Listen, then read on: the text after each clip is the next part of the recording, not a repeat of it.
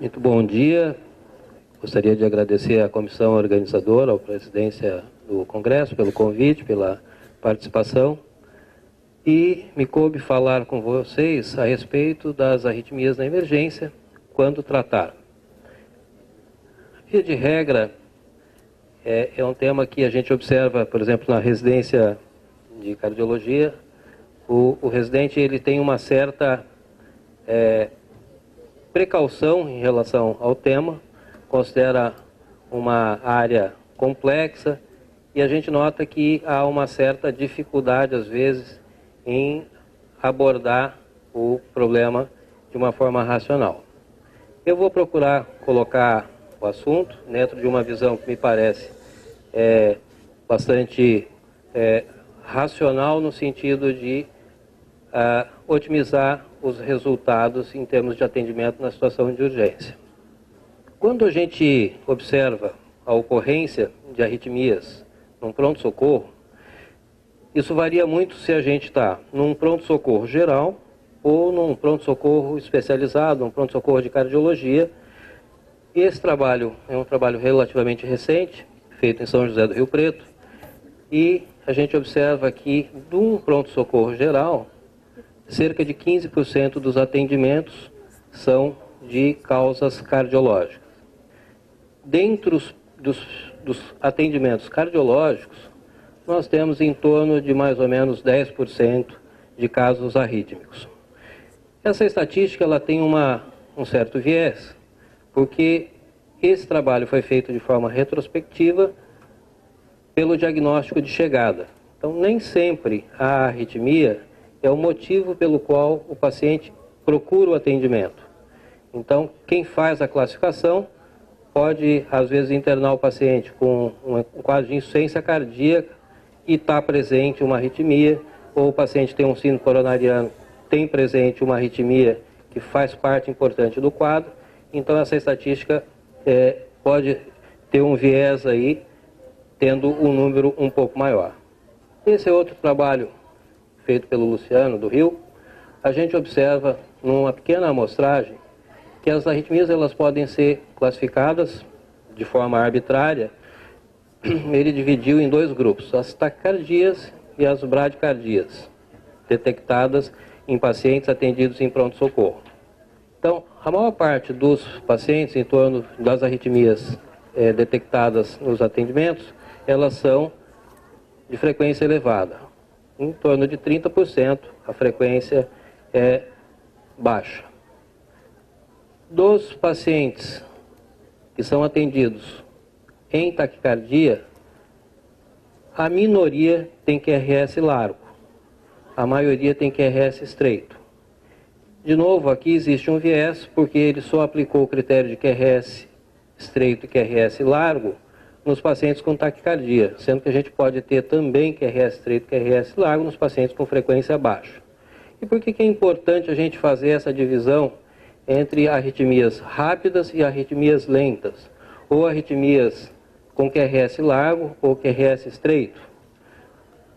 A importância disso se dá porque quando a gente faz uma análise procurando correlacionar variáveis que possam expressar risco no atendimento desse doente, a gente observa que basicamente só dois elementos têm impacto nas consequências de morbidade e mortalidade, que é a função ventricular esquerda, a fração de ejeção do ventrículo esquerdo, e se o QRS é largo, quando comparado às arritmias de QRS estreito.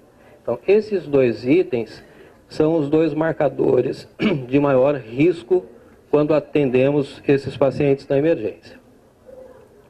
E por que então é importante tentar identificar a arritmia e tratá-la quando necessário?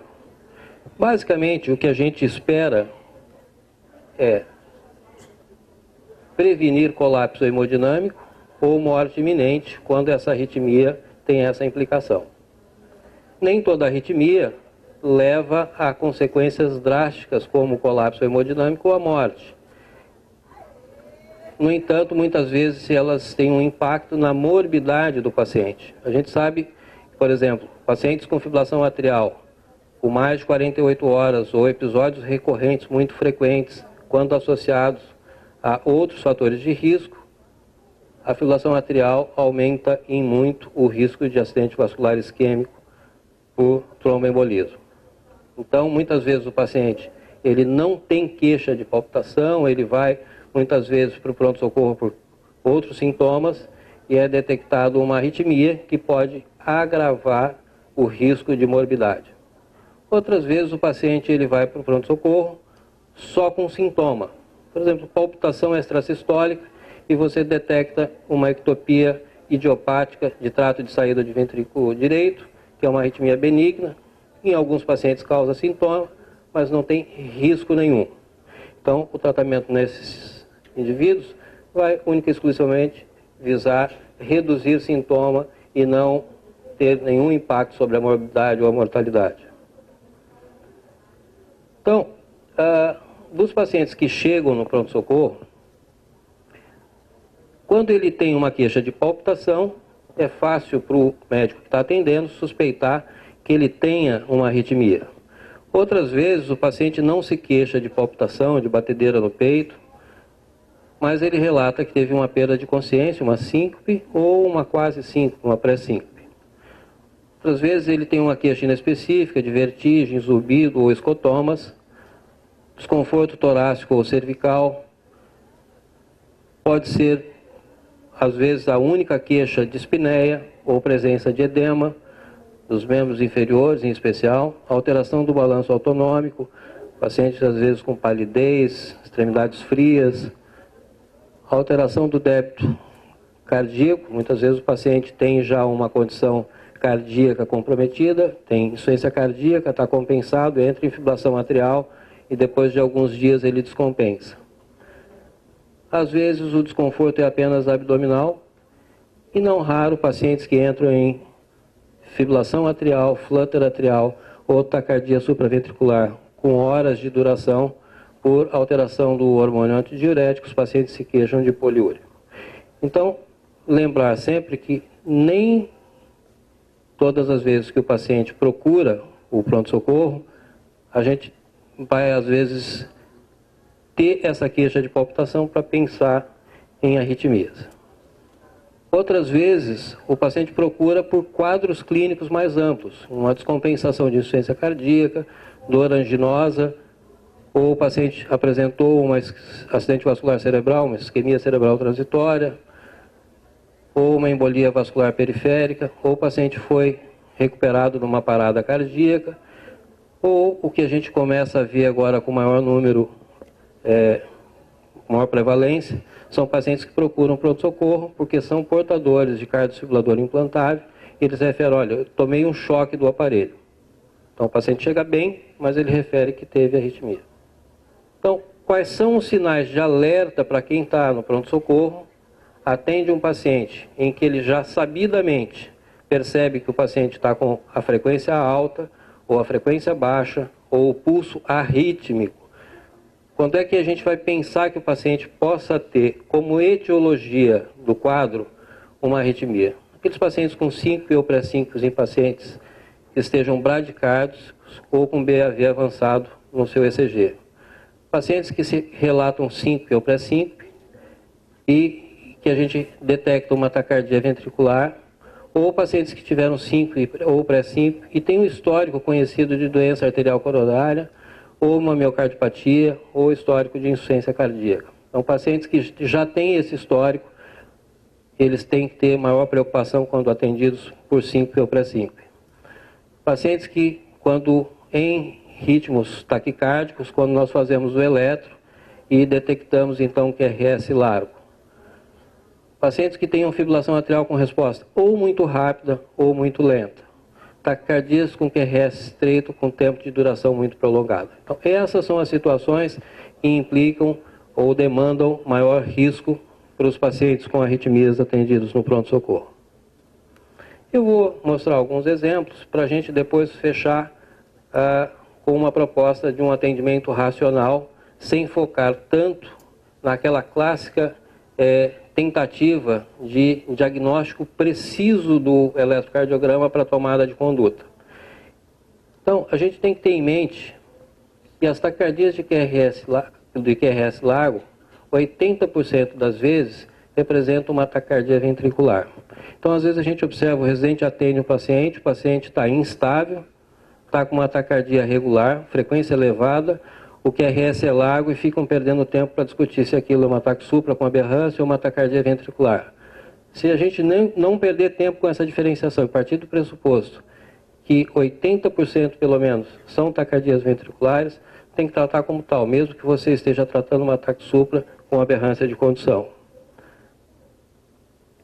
Aqui a gente pode observar isso. Nós temos aqui 4 morfologias diferentes de taquicardia com QRS largo, com diferentes duração de QRS. Aqui um exemplo de taquicardia por reentrada nodal, 2 exemplos de taquicardia ventricular sustentada, e aqui uma taquicardia atrioventricular mediada por uma via acessória, mimetismo uma taquicardia ventricular. Qualquer uma dessas situações em que o paciente chega e ele tem comprometimento hemodinâmico, tem que ser tratado como taquicardia ventricular. Então, do ponto de vista prático, taquicardia com QRS largo, a conduta é sempre tratá-lo como taquicardia ventricular. Essa é uma situação rara, mas que demanda um risco muito grande para o paciente. É uma taquicardia muito rápida, irregular, mimetiza uma taquicardia ventricular, mas é um paciente que tem uma via acessória, que faz um bypass atrioventricular sem propriedade decremental como tem o 9E. O paciente entra em fibrilação, então apresenta uma resposta muitíssimo alta e essas frequências muito altas podem deteriorar o ventrículo por um ritmo de fibrilação ventricular, uma parada cardíaca. Aqui um exemplo típico de uma taquicardia regular de QRS estreito, uma taquicardia supraventricular, que representa 60% a 70% dos atendimentos de arritmias taquicárdicas no pronto-socorro. Agora alguns exemplos de ritmos com frequência baixa. Observamos aqui uma frequência bastante baixa, em torno de 20 batimentos, QRS bastante alargado e ondas P's não conduzidas para os ventrículos. Um curto período de ritmo juncional. Então isso aqui é um bloqueio AV total, com frequência bastante baixa. Via de regra, esses pacientes têm comprometimento hemodinâmico. Outras vezes a gente tem uma alternância não só de frequência, mas também de ritmo, uma síndrome taquibrade, onde a gente observa batimentos atriais conduzidos rapidamente para os ventrículos, QRS estreitos, o ventrículo está sendo estimulado pelo sistema His-Purkinje, há uma pausa, um batimento sinusal, um batimento extrasistólico supraventricular, uma pausa bastante prolongada por uma disfunção sinusal subjacente. Então, isso é mais comum em pacientes que têm DPOC, que têm doença do nó sinusal, mas uma instabilidade elétrica atrial, fazendo com que esses curtos períodos de rajada de taquicardia atrial, quando ela cessa o batimento automático, o nó sinusal demora para assumir o comando e o paciente pode ter tontura, lipotímia, pré-síncope. E pausas bastante prolongadas, como esses 2 exemplos. Aqui nós temos uma bradicardia com QRS estreito e nós observamos aqui uma fibrilação atrial na qual a resposta é praticamente normal, embora um pouco mais baixa do que habitualmente a gente observa em repouso no ritmo sinusal. Então, quais são os 4 pontos cardeais para quem atende o paciente com arritmia no pronto-socorro? Se ele tiver conhecimento de como é a fração de ejeção do ventrículo esquerdo, isso pode dar uma pista bastante grande do possível impacto que essa arritmia vai ter para esse paciente, seja uma frequência alta ou uma frequência lenta. Quanto mais alta a frequência, quanto mais taquicárdico ou quanto mais bradicárdico o paciente esteja, maior o risco desse paciente ter algum comprometimento. Em especial, se o QRS for largo. Por quê? Porque se for uma taquicardia com QRS largo, 80% pelo menos de possibilidade de que seja uma taquicardia ventricular. Uma bradicardia com uma frequência abaixo de 35, 30 batimentos por minuto com QRS largo, na grande maioria das vezes, representam um bloqueio AV total. Então, finalizando, qual é a estratégia para tratar os pacientes, então, com taquicardia de QRS largo? Se o paciente chega com colapso hemodinâmico, hipotensão, mal perfundido, ou se a duração dessa taquicardia de QRS largo é maior do que 1 a 2 horas, mesmo que ele esteja eletricamente, hemodinamicamente estável, o tratamento de escolha é a cardioversão elétrica. Se o paciente está hemodinamicamente estável, faz pouco tempo que ele entrou em taquicardia, está tolerando bem, não tem praticamente sintomas expressivos, você pode considerar o uso de amiodarona endovenoso por 1 a 2 horas e fazer a cardioversão elétrica se não houver a cardioversão química. Se você tratar todas as taquicardias de QRS largo com cardioversão elétrica, a sua chance de ter complicação é mínima. Taquicardias de QRS estreito. Se o paciente chega com colapso hemodinâmico, taquicardia supraventricular, às vezes com frequência de 200, o paciente já está 1 a 2 horas em taquicardia, chega às vezes com comprometimento hemodinâmico. Cardioversão elétrica. Pacientes que estejam com taquicardia de QRS estreito, estável hemodinamicamente, você pode tentar massagem do seio carotídeo, adenosina endovenosa, ou beta-bloqueador IV, ou bloqueador de cálcio IV, se o paciente tem alguma contraindicação para o uso de adenosina endovenosa. Com as bradicardias. Então, bradicardias com frequência abaixo de 30, em especial se tiver QRS largo, e em especial se você tem algum grau de comprometimento hemodinâmico, marca-passo provisório. Se o paciente tem uma bradicardia de QRS estreito, se tiver colapso hemodinâmico, mesmo que o QRS seja estreito, se a frequência for muito baixa a ponto de comprometer a dinâmica do ventrículo e a sua função sistólica, então marca-passo provisório. Se o paciente tem, mesmo que um bloqueio AV total, com QRS estreito, frequência maior do que 30 batimentos por minuto e ele estiver estável, você pode tomar uma conduta expectante, embora o paciente tenha que ficar monitorizado. Muitíssimo obrigado.